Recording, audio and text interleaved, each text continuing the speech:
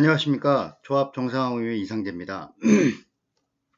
지난 월요일 날 보내드렸던 소식지 2023년 7월 그 소식지 관련해서 말씀을 드리려고 지금 영상을 만들고 있습니다.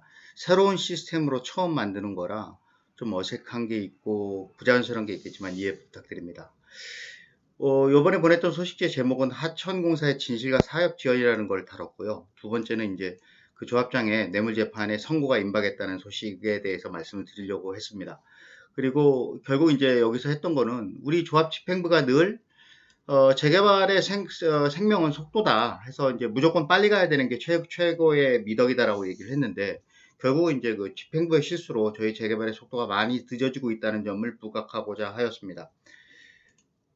일단 1번은 구역 내 하천 변경 및 변경 수로를 1번 항목으로 잡았는데요. 지금 이 밑에 도면을 보면 이 그림은 지난 3월에 이사회에서 나왔던 도면입니다. 그래서 이 좌측 위쪽에 보면 이게 삼성산 산 쪽이고 아래쪽에 가면은 그 도림천역, 그 벤처타운역 그쪽 방향입니다. 그리고 이쪽이 지금 성림교에 있는 지역이어서 위에서 아래로 내리는 지금 이 파란색 점선이 현재의 수로입니다. 하천이죠. 근데 이거를 이설 수로암거, 그러니까 그 땅 밑에다 묻는 암거를 이쪽으로 이동을 시킨다는 얘기인데요. 이거를 파서 이쪽으로 옮기는 게 아니고 이쪽에 새로운 거를 만들고 새로운 걸 만든 이후에 기존의 것은 쳐서 철거해서 없앤다는 그런 얘기입니다. 그래서 이제 이설 설계업체를 선정 추진한다고 지난 3월에 이사회하고 대원에서 했고 그 당시에 이거를 그 입찰 공고를 낼때 이 과업의 종료 시점을 2023년 12월 말일까지 잡았습니다. 그러면 3월에 공고를 냈으면 약 9개월간의 기간을 두고 입찰 공고를 했던 겁니다. 이 건 관련해서 그 조합이 주장했던 거는 뭐냐면 일단 철거 후에 하천을 공사해야 된다.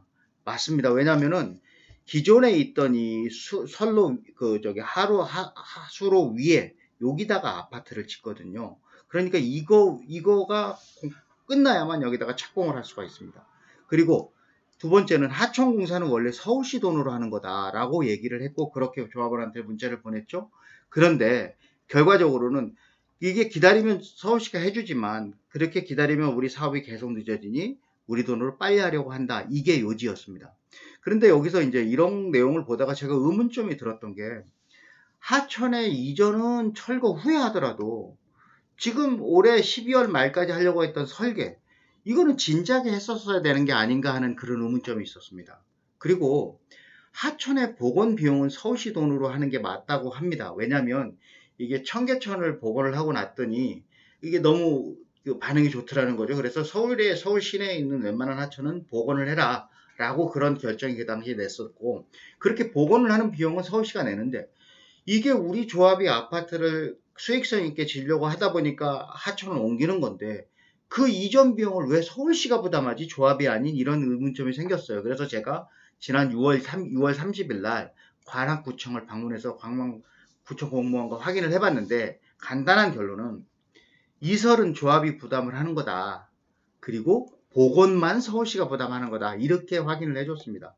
결과적으로 하천 설계 및 행정청과의 협의, 이게 그 하천이다 보니까 관악구는 물론이고 서울시와도 협의를 해야 된다고 합니다.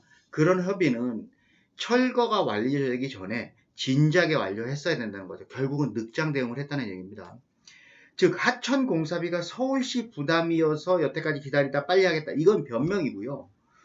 이거를 진작에 했었는데 못했다. 이 핑계를 서울시나 관악구청의 공무원으로 돌리는 것으로 저는 보여졌습니다. 그래서 그런 잘못을 감추는 거짓말이다라는 게 제 생각이고요.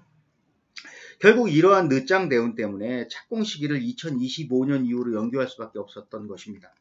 결국 지금 조합은 촉진계획 변경이나 설계 변경, 그 다음에 주차장 대수 변경 뭐 이런 것 때문에 저희 조합의 착공 시기를 2025년 3월 정도로 연기해서 잡았습니다. 근데 그럴 때 많은 조합원들이 이해를 못했죠. 왜 갑자기 2년이나 늦어지는 거냐라고 했었는데 그렇게 늦어지는 이유가 설계 변경이나 혹은 성린교회가 이주하지 않는 이런 것의 이유가 착공 시기 지연의 진짜 이유가 아닌 듯 합니다. 결국 하천이설 준비를 전혀 하지 않았던 지자집행부의 무능이 약 3년 정도 이상의 장기 지연의 원인이 되는 것으로 보여집니다. 조합원들의 제가 이제 이 노란색으로 써놓은 게 이게 사실 제일 심각한 문제인데요.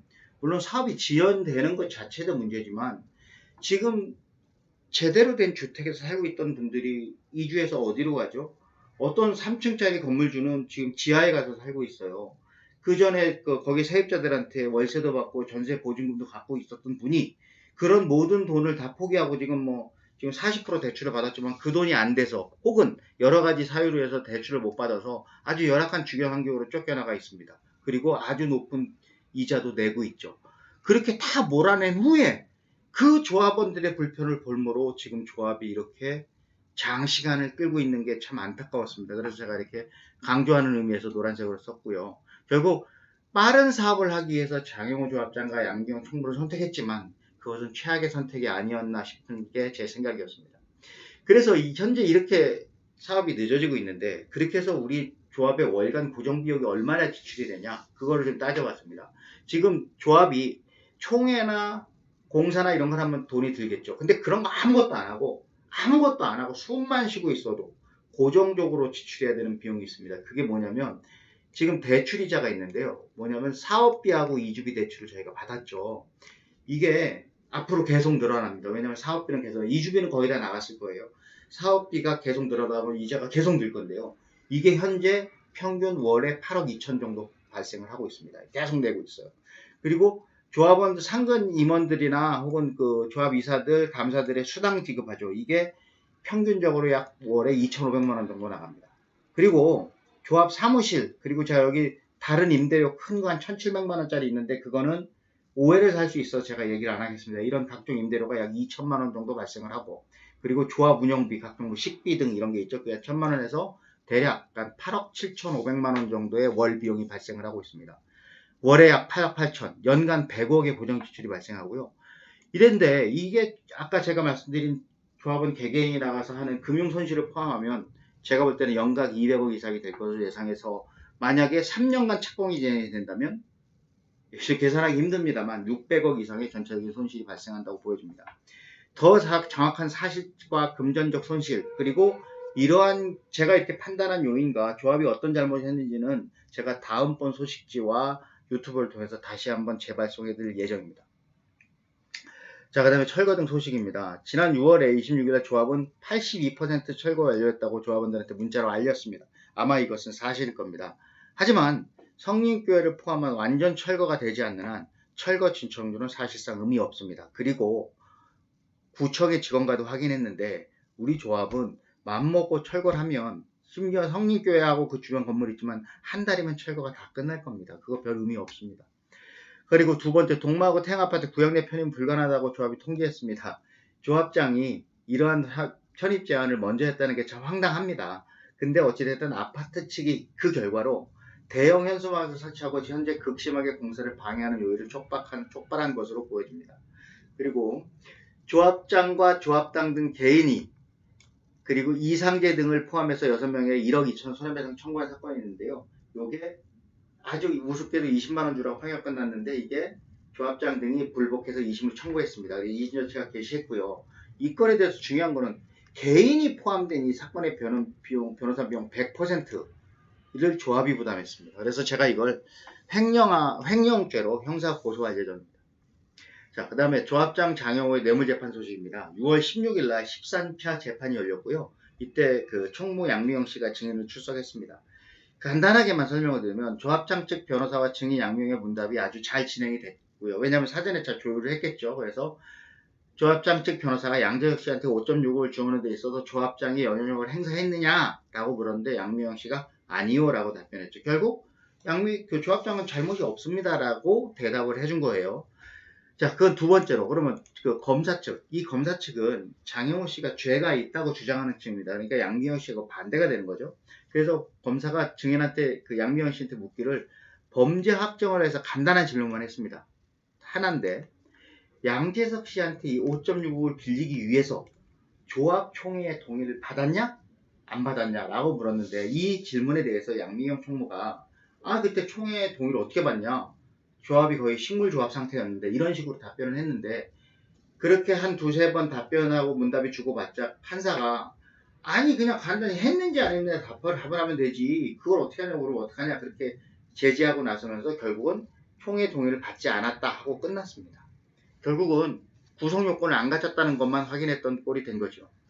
자, 그 다음에 그래서 이제 그 재판이 끝나고 나서 다음 일정으로 7월 20일 날 오후 5시에 마지막 재판을 열리기로 했습니다. 그래서 장영호 피고인에 대한 신문을 하고 그리고 재판을 종결할 예정이고요. 이날 재판이 종결이 되면 검찰이 얼마의 형을 구형해 주십시오라고 검찰에 구형이 있을 겁니다. 그럼 분명히 거기에선 장영호 씨는 무죄를 주장할 것이고 검찰 측에서는 10년 이상의 구형을 할 것으로 예상이 됩니다. 제가 이 10년 이상 구형을 할 걸로 예상이 된다는 이유는 어차피 법에 정해진 그 기본 형량이 있는데 제 계산성으로는 차곡차곡 하면 14년 이상인데 그거는 제 생각이니까 그건 그다지 중요하지 않고 아무튼 그럴 걸로 예상이 됩니다. 그렇게 구형을 하면 7월 말 8월 초에 휴형기가 지나고 8월 중순 이후에 이제 일정이 잡힐 수 있는데 아마도 8월 말 정도에 장영호 씨에 대한 재판장의 선고가 예정되어 있습니다. 자, 제가 아까 하천부지 말씀드렸는데 그게 참 심각한 문제입니다. 우리 조합이 앞으로 2년 내에 착공을 못할 가능성이 상당히 많고 말씀드렸지만 3월에 그런 공고 예정이 있었는데 현재 7월인데 아직까지도 공고를 못하고 있습니다. 이러한 조합의 잘못된 선택 과연 어떻게 하는 게 최선일까요? 그래서 소식지에 관한 내용을 문의하고 싶으면 언제든지 저한테 전화 주시면 좋겠습니다. 감사합니다.